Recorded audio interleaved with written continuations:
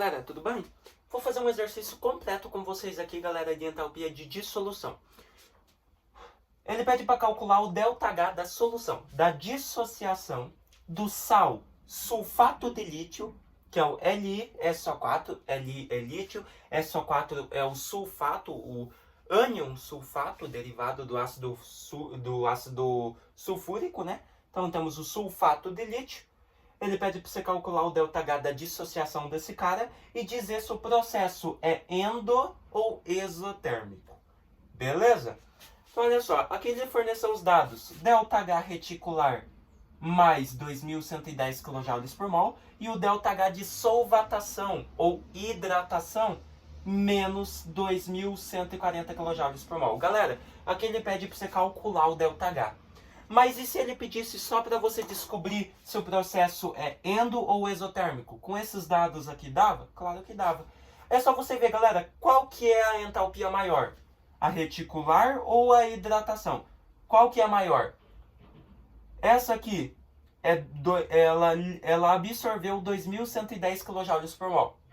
E essa aqui liberou 2.140 kJ por mol. Ou seja, no total de todo esse processo, na etapa 1 e 2, que a gente aprendeu lá, né? Entalpia reticular e solvatação. Esse processo ao todo, ele liberou mais energia ou absorveu mais energia? Ele liberou, né? Porque o 2.140 é maior que o 2.110. Então ele liberou mais energia. Então eu sei que o processo é exotérmico. Beleza? Já vimos aqui a outra etapa. Mas só que nesse exercício ele pede para você descobrir o ΔH. Então, como que a gente faz para descobrir o ΔH? ΔH da solução, da dissociação do sal, que é o que ele quer, né? Na solução ao todo, solvente e soluto. Solvente, como dito, é a água e o soluto é o sal no estado sólido. Após dissolver, ele corre na etapa 1, que é a entalpia reticular, que a gente chama de H-hat, entalpia reticular, mais a entalpia de solvatação ou hidratação, que a gente chama de HID, entalpia de hidratação. É assim que a gente calcula o ΔH da solução ou da dissociação do sal. Beleza? Do soluto. Então, ΔH da solução vai ser igual. ΔH-hat 2110, positivo, porque sempre na primeira etapa, na entalpia reticular, o processo é sempre endotérmico, lembra? Você precisa fornecer calor para os íons não se precipitar, então você precisa quebrar o retículo, né, formado pelos íons do sal para que eles não se precipitem. Fornecendo calor, processo endotérmico, absorção de energia. Mais da fórmula, abre parênteses, e a entalpia de hidratação ou solvatação dos íons do sal sempre precisam liberar energia, né, para que haja interação entre os íons do sal, que é o soluto, e os da água, que é o solvente. Então, eles precisam liberar energia. Então, é sempre negativo o processo exotérmico. Então, o ΔH de hidratação, ele já forneceu aqui, ó, menos 2.140. Logo, o ΔH da solução seria igual. Galera, 2.110, a gente repete, 2.110 mais com menos 2.140. ΔH da solução vai ser igual. Mais devo ou mais tenho? Mais devo. Então, que nem eu falei no começo, processo exotérmico. É só subtrair o maior do menor, regrinha matemática, né? 2.140 menos 2.110, 30. Então, a gente teria o que o ΔH da solução é um processo exotérmico e libera, né, menos 30 kJ por mol, né? Se todas as etapas da reação, tanto a reticular e a de solvatação, estão em kJ por mol, o ΔH da solução kJ por mol. Beleza? E aí, galera? Difícil? Só você analisar o processo a partir, como eu falei, dos dados da entalpia reticular e de hidratação, que é a solvatação. Você pode descobrir se o processo é endo ou exotérmico, e se ele pedir o ΔH, usa a formulazinha aqui, ó, substitui matemática básica e acabou. Beleza? Difícil? Galera, o que o exercício pode te fornecer para vocês ficarem bem ligados em entalpia de dissolução? O exercício ele pode te fornecer essas reações. Olha só, ele pode fornecer LiSO4, que é o nosso sal, no estado sólido. o que eu vou fazer com esse cara? Eu vou dissolver ele em um solvente, que geralmente é a água, que é o H2O. E o que ele vai gerar? SO4 2-, lembra? Que é o íon do ácido sulfúrico, ele sempre tem carga 2-, então eu vou ter um SO4 2-, mas só que quando eu vou dissolver eles estão no estado gasoso, sempre, beleza? Daí eu faço mais aqui, ó, eu estou escrevendo a dissociação desse sal, lembra? Então, SO4 2-, porventura o Li vai ter que ser o 2+, só que vai ser 2Li+. Eu não posso ter Li 2-, tá?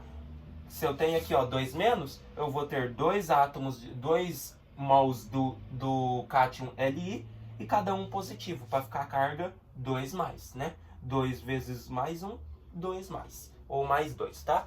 Daí fecha aqui, ó, mais 2 menos 2, 0. Então eu escrevi a dissociação desse sal. E eu sei que nessa primeira etapa eu quero quebrar a interação entre os ânions e os cátions desse sal, para que ele não se precipite. Então eu preciso fornecer energia. Então eu sei que essa aqui é a primeira etapa. Então eu sei que é sempre um processo positivo. Eu preciso fornecer energia. E depois, o que a gente tem que fazer? A gente tem que hidratar os íons. Então a gente vai ter o 2Li+, gasoso, mais o SO4 2-, gasoso. O que eu vou fazer com esses íons, galera? Vou hidratar eles. Então vou dissolver eles totalmente em H2O. E o que acontece após isso? Eu vou gerar, como eu dissolvi esses íons do sal totalmente em água, porque a água sempre tem que estar em maior quantidade, o solvente sempre tem que estar em maior quantidade para ter uma dissociação completa, né, do sal sólido. Então o que precisa acontecer? Eu vou ter 2Li+ aquoso, porque esse íon passou do estado gasoso, eu dissolvi ele totalmente no solvente, que é a água, então ele passou ao estado aquoso, beleza? Não se precipita mais. E coloco mais o SO4 2-, a mesma coisa. Dissolvi ele completamente em água, agora ele está no estado aquoso. E eu sei que após esses íons do sal estarem no estado aquoso, eu sei que eles vão se unir, vão interagir com as moléculas da água, H2O, que é uma molécula bem polar. Então eu sei que para eles interagirem, né, a molécula, os íons do sal e da água, eles precisam liberar energia. Então por isso que eles sempre são um valor negativo. E aqui na primeira etapa, positivo. Beleza? Então o exercício ele pode fornecer o ΔH reticular e o ΔH de hidratação ou de solvatação, que é a mesma coisa, aqui, beleza? Nos dados, ou eles podem te fornecer essas reações e o ΔH de cada uma dessas etapas, da primeira e da segunda, aqui ao ladinho. A partir disso é só substituir na fórmula e descobrir normalmente. Então aqui eu só quis fazer isso para vocês verem quais os tipos de exercício que eles podem te dar. Eles podem pedir o ΔH e pedir se o processo é endo ou exotérmico. Eles podem te dar uma tabela e pedir para você calcular o ΔH e dizer também se o processo é endo ou exotérmico. Ou eles podem te dar essas reações e a variação de entalpia delas, né, reticular e hidratação, e pedir o ΔH e se o processo é endo ou exotérmico. Então esses geralmente são os exercícios que aparecem aí nas suas provas, nos vestibulares, no Enem. É isso, beleza? E se ele pedisse para você montar o gráfico disso aqui, galera? Eu sei que o processo total que a gente calculou do ΔH é endotérmico. Às vezes ele pede para você calcular o ΔH e ele pede para você depois montar um gráfico representativo dessa dissociação desse sal. Vamos montar? Olha que facinho. Eu sei que o processo é exotérmico, ele libera energia. A entalpia da solução é mais exotérmica, ou seja, liberou mais energia no processo. Então, eu vou fazer um gráfico aqui, ó. Bem assim. Sendo que a primeira etapa é sempre a primeira, que é a entalpia reticular, que é a endotérmica. Se o processo da solução é mais exotérmico, a parte do gráfico maior tem que ser do processo exotérmico. Então eu vou dividir aqui, ó, para você ver que não é difícil, ó. Vou fazer aqui, ó. Essa partezinha aqui, ó.